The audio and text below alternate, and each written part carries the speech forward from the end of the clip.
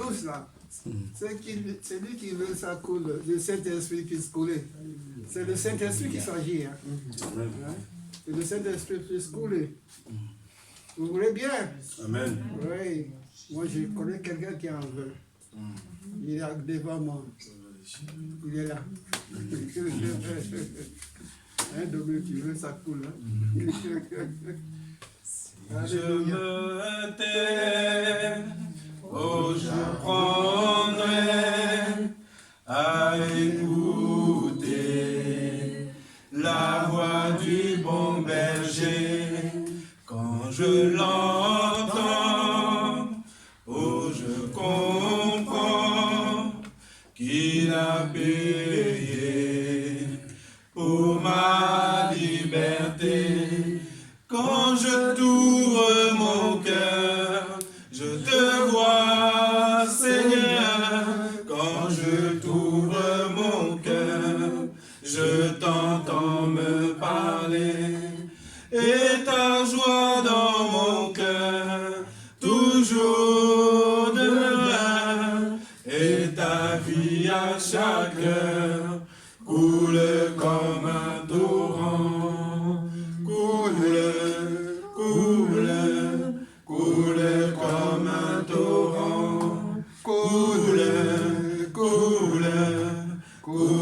comme un torrent, coule comme un torrent. Alléluia. Jésus, sois le bienvenu ce matin. Car sans toi, nous ne pouvons rien faire. C'est pour ça que tu es le premier invité ce matin. Amen. Merci mon Dieu. Merci. Merci Jésus pour ta parole qui est la vérité. J'ai une bonne nouvelle, Béatrice. C'est que ceux qui viennent à l'église, là, ils sont au courant que je vais porter un sujet de prière à un frère qui est à Sens, qui est dans le coma. Il s'appelle comment dire, Bruno. Voilà. Béatrice, tu as prié. Tu as prié pour Bruno là. Je me rappelle. Tu ne m'as pas vu, mais je t'ai entendu au téléphone. Voilà, que Dieu vous bénisse tous. Amen.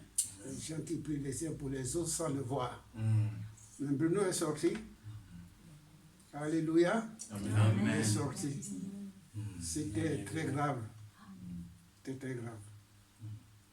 Mais il est resté peut-être 3 semaines. Et il est sorti. C'est un frère comme vous et moi qui aime Jésus. Mais il est passé par là.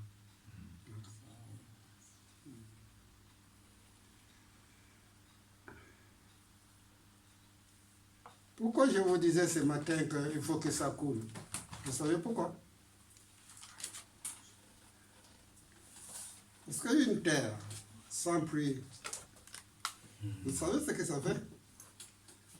S'il n'y a pas de pluie qui tombe, il y a des murmures. Il y a des murmures. Dans un cœur où il n'y a pas de... Il n'y a pas du Saint-Esprit. Il n'y a pas de vie. Ou s'il n'y a pas de vie, donc il n'y a pas de fruits. Et s'il y a des fruits, mais les fruits sont amers. Parce qu'il n'y a pas cette vie que pour nous on appelle la vie de Dieu. Mais le problème, c'est qu'il y a deux vies. Il y a une vie qui est comme un étang. Les étangs, vous connaissez les étangs? Voilà. Il y a différents chrétiens qui sont comme ça. Il y a des étangs, chrétiens, des étangs. Quand un jour vous passez devant, vous arrêtez, je vous demande de vous arrêter. Qu'importe là où vous êtes, et regardez bien. Et aller plus loin, regardez l'autre. Ensuite. Vous allez voir la différence. Vous allez voir que Il y en a un qui est plus propre que l'autre. Et vous allez vous-même comprendre. Tiens, mais comment ça se fait? Mais il y a une grande différence entre celui, comme on a chanté prophétiquement, que le Saint-Esprit, l'eau qui coule, la vie, et c'est lui qui garde. Il ne veut pas donner. Tu as la vie, mais ta vie, tu ne donnes pas. Et ce que Dieu veut te dire ce matin, il ne s'agit pas d'avoir Jésus, mais Jésus veut que tu donnes à ton copain, à tes amis. Moi, Jésus, pour moi, tout seul. Voilà, je le tiens comme ça, tout seul, pour moi. Non, je ne donne pas. Je ne donne pas. C'est pour moi, Jésus. Une personne qui vient me... Non, non, non, je ne donne pas. Je ne parle même pas de lui. Je le garde comme ça. Et quand j'ai problème, les gens me voient avec mes deux bras comme ça. Ils vont poser la question, mais qu'est-ce qui lui arrive, ce monsieur? Alors, ils vont venir me demander, mais qu'est-ce qui vous arrive? Vous êtes malade? Non, je ne suis pas malade. Je tiens Jésus. Vous tenez Jésus où il est? Non. Il faut donner. N'ayez pas peur. Jésus n'est pas perdu pour ça. Sinon, tu serais un étang, tu as Jésus. On est d'accord? Mais ça ne coule pas. L'eau ne coule pas. Quand l'eau ne coule pas, eh bien, excusez-moi de vous dire, mais il y a des odeurs qui n'est pas bon. Tu as envie de partir, plus loin, faire un autre chemin. Il ne faut pas passer par là parce qu'il y a l'eau, mais quelle odeur qui est là-dedans. Mais si tu commences, une fois tu as compris, et tu commences à donner. À donner. Je veux dire, à donner Jésus aux autres. Voilà. Donner Jésus qui est en toi, donner-lui aux autres. Donnez-lui aux autres. Quand vous allez rentrer chez vous, le voisin, la voisine, tu es habillé dans un lieu où il y a beaucoup de gens, jeunes gens, et dis simplement un mot. Dis simplement un mot. Bon, Jésus ne t'envoie pas pour faire des longs discours. Hein. Des fois, il dit, viens et vois. C'est tout. Il ne te dit pas faire de grands discours. Alors, viens et vois. Et ils allèrent, ils ont vu. C'est comme ça qu'ils ont commencé à témoigner de Jésus.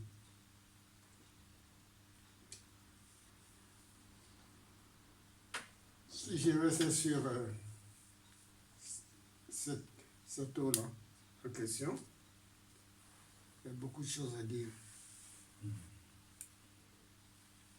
Je fais confiance à Dieu. Parce que ma vie a de l'importance lorsque je vis pour l'autre. Lorsque je me donne aux autres. Sinon, mais j'ai la vie, bien sûr, mais c'est la vie qui ne bouge pas, qui est là, comme un carré là. Il n'y a pas d'ouverture.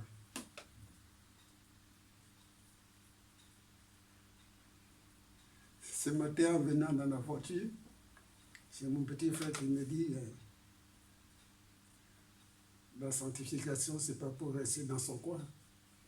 Hein, tu te rappelles? C'est pas pour se rester dans son coin. Pour dire, je vais rester dans mon coin, comme ça, personne ne me voit, personne ne me touche, je me sanctifie. Non? Alors, c'est sanctifier. Il n'y a que Dieu seul, qui peut te sanctifier. Mais ensemble, Donc, je l'ai vu, il y a des gens qui se retirent pour ne pas sentir l'odeur de ce monde. Mais si Dieu ne t'est pas retiré dans ce monde,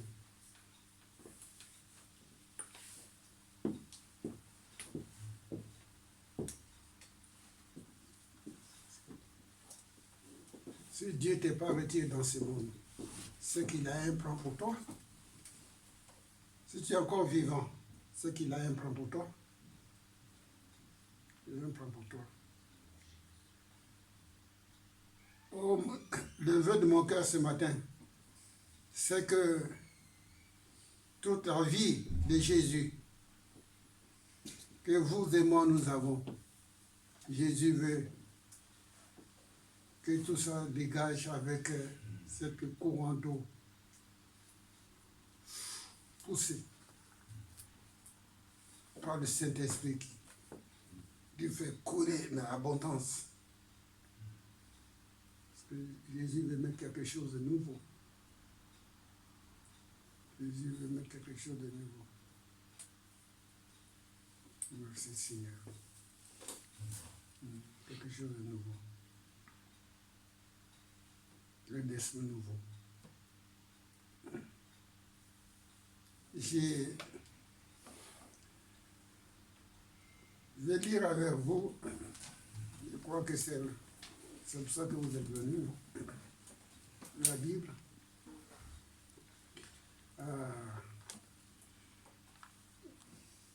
Dans Jacques.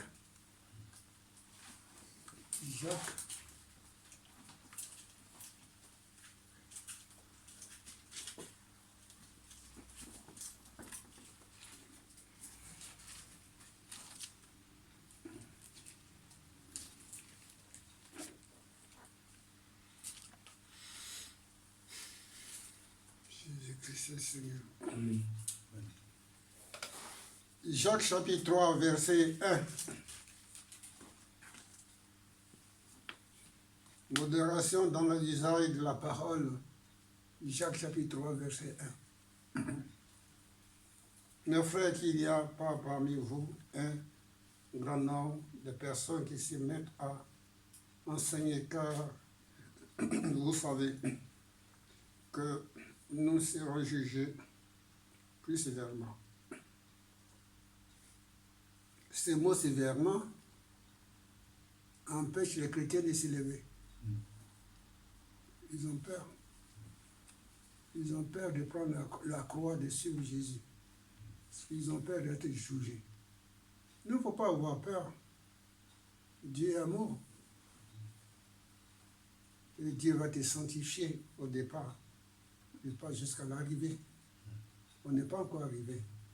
Mais lève-toi sur Christ. Parle de Jésus-Christ. Jésus-Christ, le Fils de Dieu, parle de lui. L'apôtre Paul dit à Timothée, mon enfant. Il appelle mon enfant. Il n'est pas marié avec sa mère. Mais il aime tellement qu'il dit mon enfant. Fortifie-toi dans la grâce qui est en Jésus-Christ. Jésus-Christ. Et toujours Jésus qui vient. Il va lui dire, souffre avec moi comme un bon soldat de Jésus-Christ. Toujours Jésus. Il n'est pas des soldats qui s'embarrassent des affaires de la vie s'il veut prendre à celui qui l'a roulé. Et l'athlète n'est pas couronné. Donc il dit ça à Timothée. Parce que son départ est signalé. Il dit surtout, il lui dit tout. Il lui dit tout à Timothée. Parce que le moment de mon départ approche. Il faut que je lui dise tout. Parce que c'est mon héritier. Alors, l'apôtre Paul dit tout à Timothée.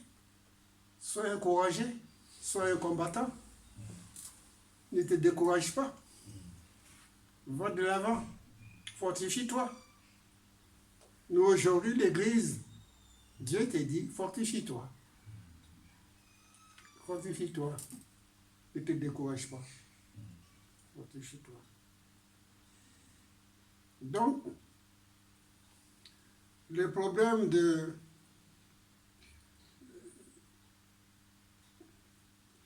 Il dit, un grand nombre de personnes qui se mettent à enseigner, car vous savez que nous serons jugés plus sévèrement, c'est verset 2.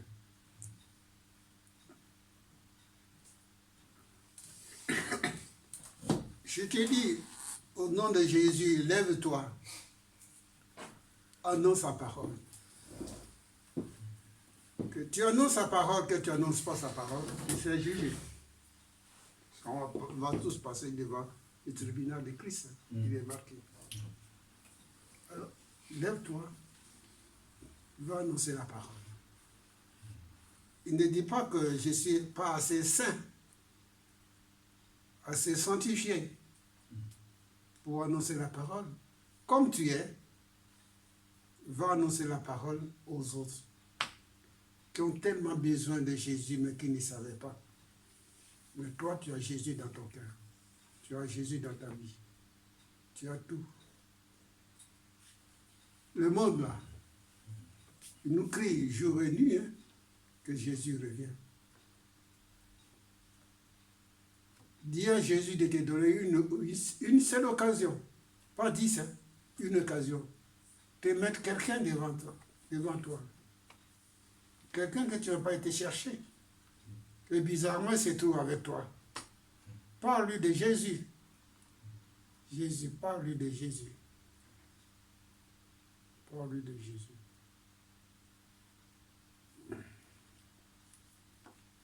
Parle-lui de Jésus.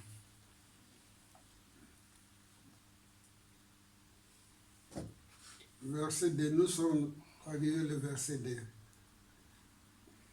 Maëlys, chapitre 3, verset 2. Tu peux lire ça à haute voix, s'il te plaît?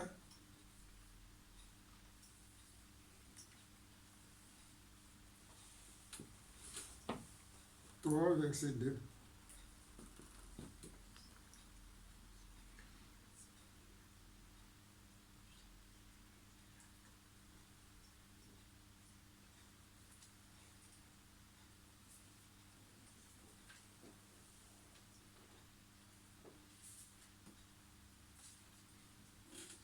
Nous branchons tous de plusieurs manières. Si quelqu'un ne branche point en parole, c'est un homme parfait, capable de tenir tout son corps en bride. Vas-y, lis Si nous tout. mettons le mort dans la bouche des chevaux pour qu'ils nous obéissent, nous dirigeons aussi leur corps tout entier. Voici même les navires qui sont si grands et que poussent des vents impétueux sont dirigés par un très petit gouvernail au gré du pilote. De même, la langue est un petit membre et elle se vante de grandes choses. Voici comme un petit feu peut embraser une grande forêt. La langue aussi est un feu, c'est le monde de l'iniquité. La langue est placée parmi nos membres, souillant tout le corps et enflammant le cours de la vie, étant elle-même enflammée par la géhenne. Toutes les espèces de bêtes et d'oiseaux, de reptiles et d'animaux marins sont domptés et ont été domptés par la nature humaine, mais la langue, aucun homme ne peut la dompter. C'est un mal qu'on ne peut réprimer. Elle est pleine d'un venin mortel. Par elle, nous bénissons le Seigneur notre Père, et par elle, nous maudissons les hommes faits à l'image de Dieu. De la même bouche sortent la bénédiction et la malédiction. Il ne faut pas, mes frères, qu'il en soit ainsi. La source fait-elle jaillir par la même ouverture l'eau douce et l'eau amère? Un figuier, mes frères, peut-il produire des olives, ou une vigne des figues? De l'eau salée ne peut pas non plus produire de l'eau douce. Lequel d'entre vous est sage et intelligent, qu'il montre ses œuvres par une bonne conduite avec la douceur de la sagesse? Mais si vous avez dans votre cœur un zèle amer et un esprit de dispute, ne vous glorifiez pas et ne mentez pas contre la vérité. Cette sagesse n'est point celle qui vient d'en haut, mais elle est terrestre, charnelle, diabolique. Car là où il y a un zèle amer et un esprit de dispute, il y a du désordre et toutes sortes de mauvaises actions. La sagesse d'en haut est premièrement pure, ensuite pacifique, modérée, conciliante, pleine de miséricorde et de bons fruits, exempte de duplicité, d'hypocrisie. du fruit de la justice et semé dans la paix par ceux qui recherchent la paix. Amen. Alléluia. Amen. Amen. Amen. À quoi connaîtrez-vous un arbre? C'est par son fruit? Non. C'est pas moi. Quand je vais chercher des pommes, tout de suite, je pense au premier là. Je dis jamais. Si je vais aller chez le pommier, là, je vais sûrement trouver une pomme. Mais si j'arrive, que je trouve autre chose, je dis, mais c'est bizarre. Je suis venu chercher des pommes, mais il n'y a pas de pommes. Pourtant, c'est pommier. Et Jésus, qu'est-ce qu'il fait? Jésus a mis en nous son Saint-Esprit. Le Saint-Esprit, c'est pour qu'il porte beaucoup de fruits du Saint-Esprit. C'est pas pour chuchoter ou caresser. Hein. Le Saint-Esprit n'est pas là pour ça. Hein. C'est pas pour le caresser, le Saint-Esprit. Le Saint-Esprit a un but dans ta vie. C'est parler de Jésus. C'est tout ce qu'il te demande, hein, le Saint-Esprit, c'est tout ce qu'il te demande. Jésus a parlé du Saint-Esprit. Il a dit, il viendra, il prendra de ce qui est à moi, et il vous annoncera. Donc, le Saint-Esprit t'annonce Jésus. Donc, on parle du fruit. Tu ne veux pas porter du bon fruit sans le Saint-Esprit. Hein? Non. Si tu peux porter du fruit, ça à pagaille, le fruit. Mais ce n'est pas ça que le Saint-Esprit veut. Le fruit de l'Esprit. On a fini par l'appeler là. C'est le fruit du Saint-Esprit. Le fruit du Saint-Esprit. Et Dieu, il veut que chacun d'entre nous porte du bon fruit. Amen. Amen. Du bon fruit. Du bon fruit. Parce que Jacques a votre frère, qui est mon frère. Il vous parle, il ne met pas sa langue dans sa poche. Parce que là, quand il dit, je prends mes lunettes.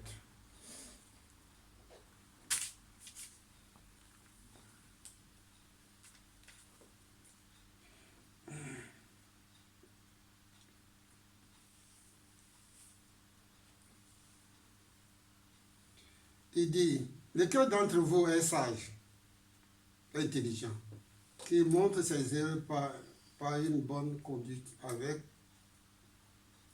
la douceur, la sagesse. Mais si vous avez dans votre cœur un sel amer, dans le cœur il y a beaucoup de choses. Hein. Le voisin ne voit pas, mais il y a beaucoup de choses. Dieu le voit. Dieu le voit. Non, ton frère ne le voit pas lui. Mais Dieu lui le voit. Et si vous avez dans vos cœurs un tel amer, un esprit de dispute, ne vous glorifiez pas, ne ment pas contre la vérité. Cette sagesse n'est point celle qui vient d'en-haut, mais elle est terrestre, charnelle, diabolique. Car là où il y a un zèle amer, un esprit de dispute, il y a du désordre et toute sorte de mauvaises actions. La sagesse d'en haut est premièrement pure, ensuite pacifique, modérée, conciliant, plein de miséricorde et de bons fruits. Voilà, on a trouvé du fruit encore ici. Mm. Exemple de duplicité, hypocrisie, le fruit de la justice est semé dans la paix, par ceux qui cherchent la paix. Dieu nous a appelés à vivre dans la paix, les uns vers les autres. Vivre dans la paix.